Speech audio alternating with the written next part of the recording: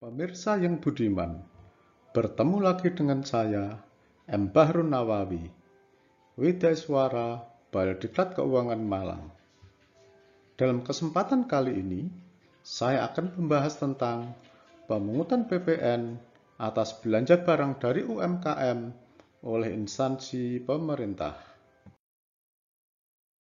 Instansi pemerintah dalam menjalankan tugasnya sebagai pelayan masyarakat tentu membutuhkan barang dan jasa dari pihak lain. Pada saat melakukan pembayaran kepada pihak lain tersebut, instansi pemerintah harus melakukan 3M, yaitu memotong atau memungut, menyetor, dan melaporkan pajak yang terutang.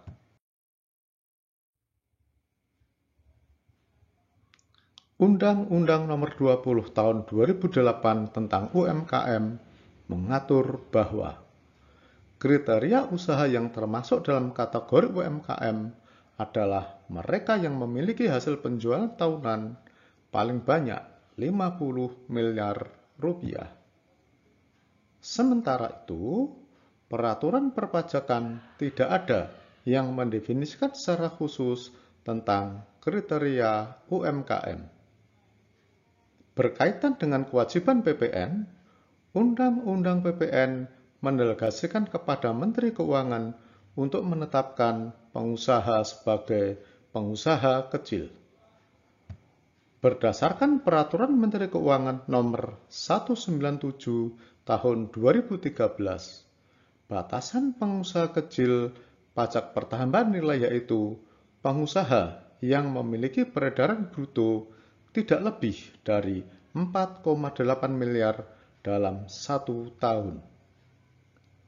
Dalam pembahasan kali ini, yang dimaksud dengan UMKM adalah para pengusaha kecil sebagaimana dimaksudkan dalam Peraturan Menteri Keuangan Nomor 197 Tahun 2013 ini.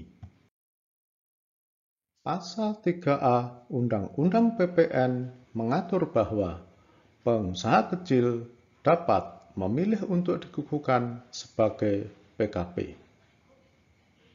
Aturan ini memberikan pilihan kepada para pengusaha kecil untuk tidak dikukuhkan sebagai PKP atau dikukuhkan sebagai PKP.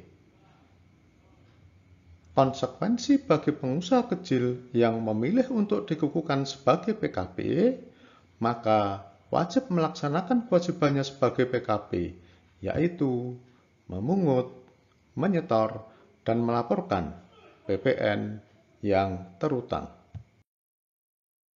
Pada saat pengusaha kecil melakukan penyerahan kepada instansi pemerintah sebagai pemungut pajak, maka akan terjadi dua perlakuan.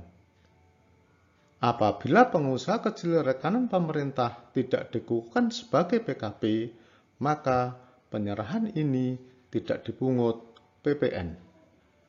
Namun, apabila pengusaha kecil memilih untuk dikukuhkan sebagai PKP, maka penyerahan ini dipungut PPN.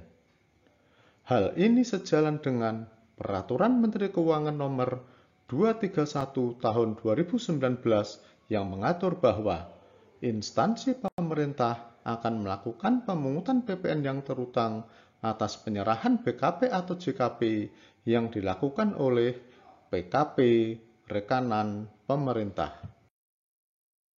Contoh, pemerintah Provinsi Jawa Timur melakukan pembayaran atas pembelian alat tulis kantor senilai 5 juta rupiah belum termasuk PPN dari CV Matahari yang merupakan pengusaha kecil.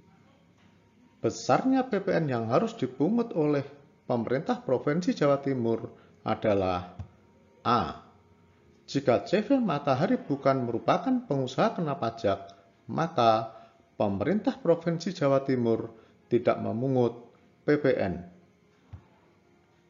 Jika CV Matahari merupakan pengusaha kena pajak, maka besarnya PPN yang harus dipungut adalah 10% dikalikan dengan 5 juta rupiah sama dengan 500.000 rupiah.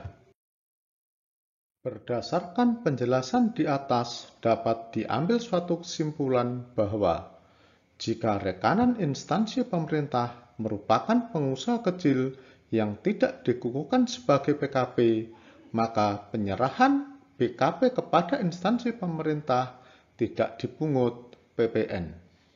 Namun, jika rekanan merupakan pengusaha kecil yang memilih untuk dikukuhkan sebagai PKP, maka penyerahan BKP tadi akan dipungut PPN. Besarnya PPN yang dipungut adalah 10% dari harga barang. Demikianlah pembahasan ini saya sampaikan. Semoga dapat memberikan manfaat bagi kita semua. Dan atas perkenannya memutar video ini, saya sampaikan terima kasih.